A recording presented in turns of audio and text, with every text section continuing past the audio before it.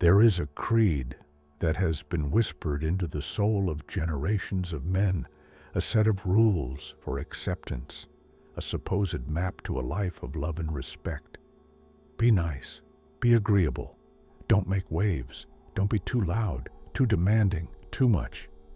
Be the reliable one, the easygoing one, the good guy. You have followed this creed like a religion. You have become a master of accommodation, a virtuoso of self-neglect.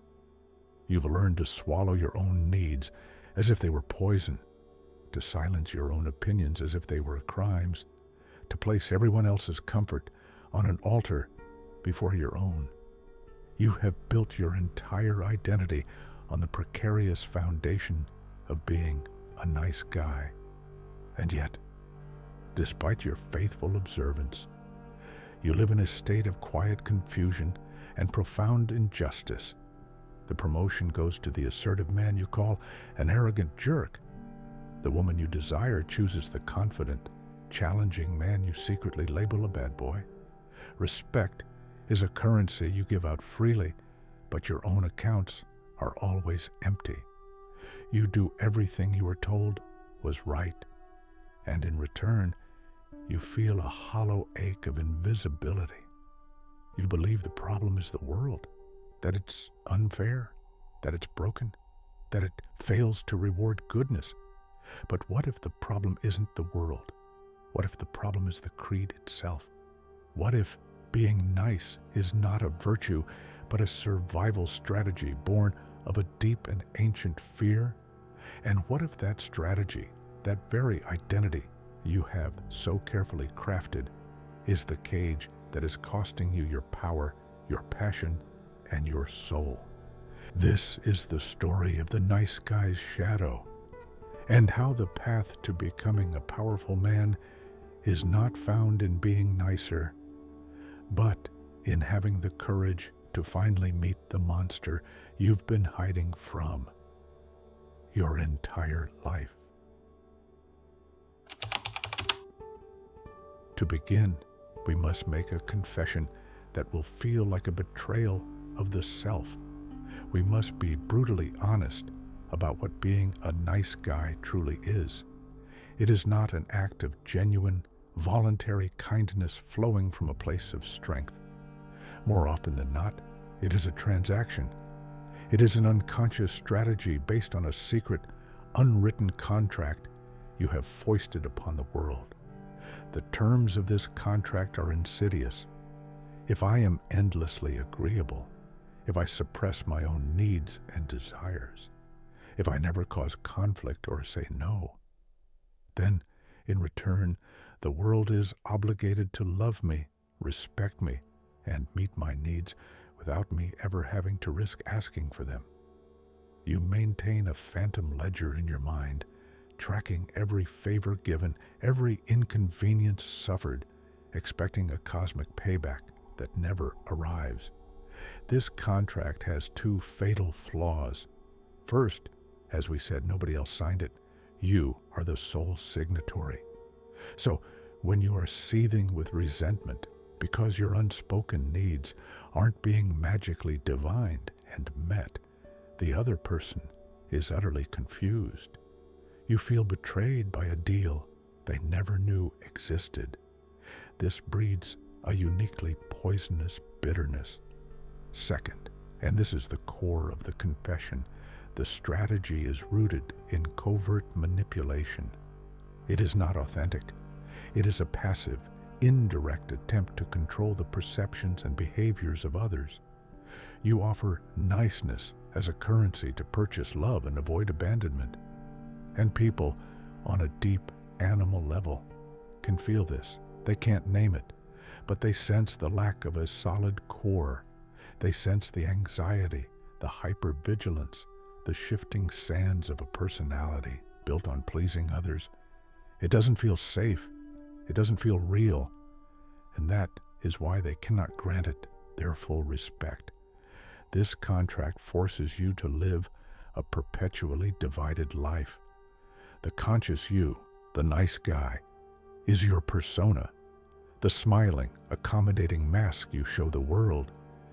But every need you suppress, every opinion you silence, every flicker of righteous anger you swallow, it doesn't just disappear.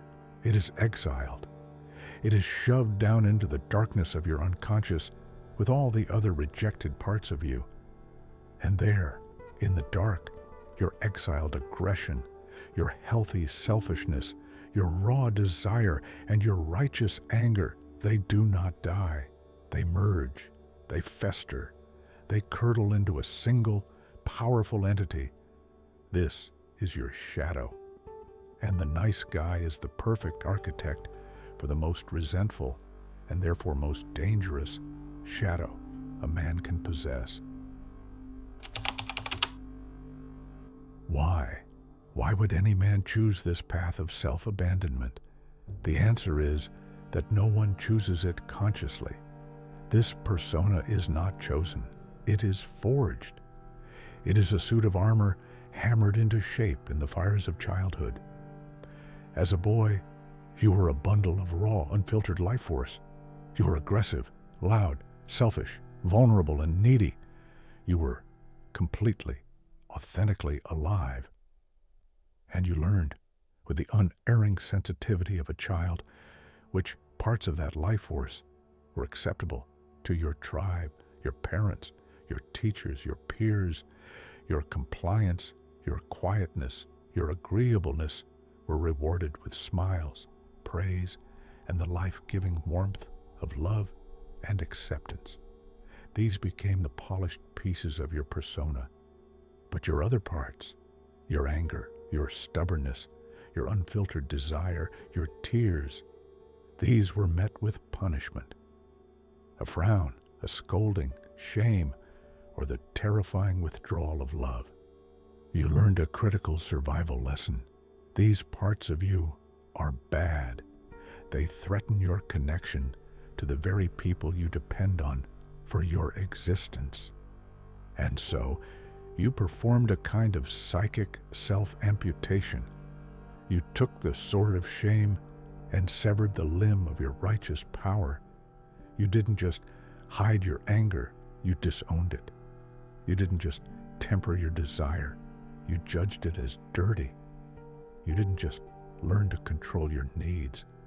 You concluded that having needs at all was a fundamental flaw. This act of suppression is not passive. It is an exhausting, full-time job. It takes immense psychic energy to hold the cage door of the unconscious shut 24/7. This is the source of the chronic fatigue, the lack of passion, the feeling of being a spectator in your own life that so many nice guys report. Your vital life force is being squandered on the project of self-imprisonment. And the parts you imprison don't just vanish, they project. The world becomes a movie screen for your own disowned qualities. The aggression you see in your boss is a projection of your own caged power. The confident swagger you despise in another man is a projection of the king you were too afraid to become. Integrating the shadow, breaking the nice guy contract, is the great heroic journey of a man's life. It is not about becoming a jerk. It is about the sacred task of becoming whole, and it requires 3 profound acts of courage. First is the act of acknowledging resentment. You must stop treating your resentment as an ugly flaw and start seeing it as your most loyal watchdog. It is the poison you drink hoping someone else will die, yes, but it is also the infallible compass pointing directly to a place where you betrayed yourself. Wherever you feel that bitter, burning resentment, it is a sacred signal. A place where you said yes when your soul screamed no. A place where you failed to set a boundary. A place where you swallowed your truth to be agreeable. Instead of letting it fester, you must learn to interrogate it. Ask it with genuine curiosity. What boundary did I fail to defend? What truth did I fail to speak?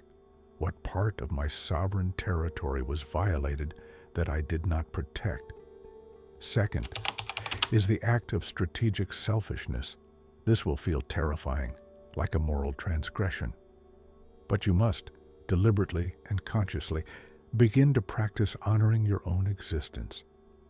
This is not about becoming a narcissist. It is about moving from being other-referenced to being self-referenced. It is the shift from "what do they want from me?" to "what is true for me right now?" Start small. Don't immediately reply to a text. State your preference for a restaurant instead of saying "I don't care." Take 15 minutes for yourself when you walk in the door before engaging with the world. Each of these small acts is a revolutionary declaration of a new contract, one that you make with yourself. It is a statement that says, "My needs matter. My time matters. I matter." This is not arrogance. This is the atomic unit of self-respect. Third is the act of dialogue with the monster.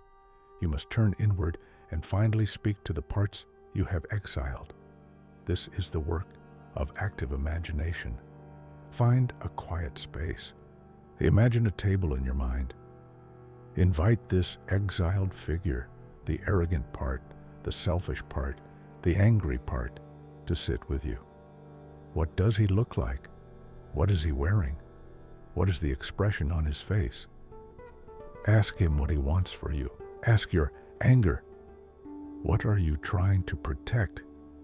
You may find it is not a mindless brute, but a fierce guardian of your integrity. Ask your arrogance. What gift do you bring?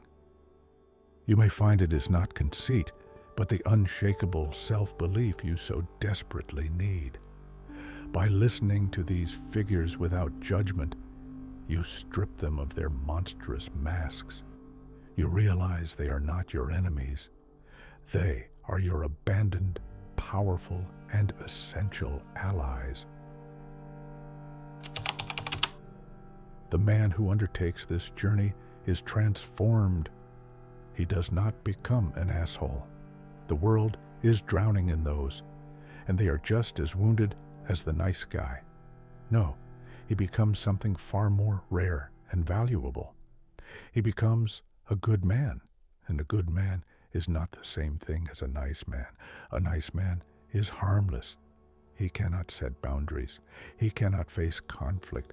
He cannot protect because he has exiled his aggression.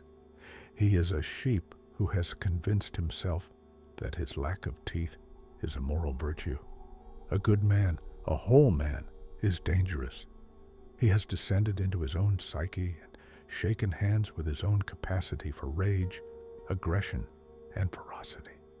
He has integrated his inner warrior, and that warrior now serves his inner king, his conscious moral center. He has teeth, and he knows precisely how to use them, but he chooses, out of strength and not fear, to keep them sheathed until they are required to protect something of value. His kindness is a choice, not a compulsion. His agreeableness is a tool, not a cage. When you integrate your shadow, the immense energy you spent suppressing your own soul is liberated and becomes fuel. Your repressed aggression transforms into assertive drive and unwavering purpose. Your repressed selfishness becomes unshakable self-respect. Your repressed desire becomes a blazing passion for life itself. In your relationships, you're no longer a supplicant begging for scraps of approval. You become an equal partner. Your presence becomes a source of calm, not because it is weak, but because it is stable. You can withstand emotional storms because you're no longer terrified of your own. You earn respect not by being compliant, but by being authentic. The nice guy lives in a gray world of fear and obligation. The integrated man the man who has had the courage to face his shadow, is the only one who can truly experience the vibrant, dangerous, and beautiful color of a life authentically lived. He is finally free, not just free from resentment, but free to be.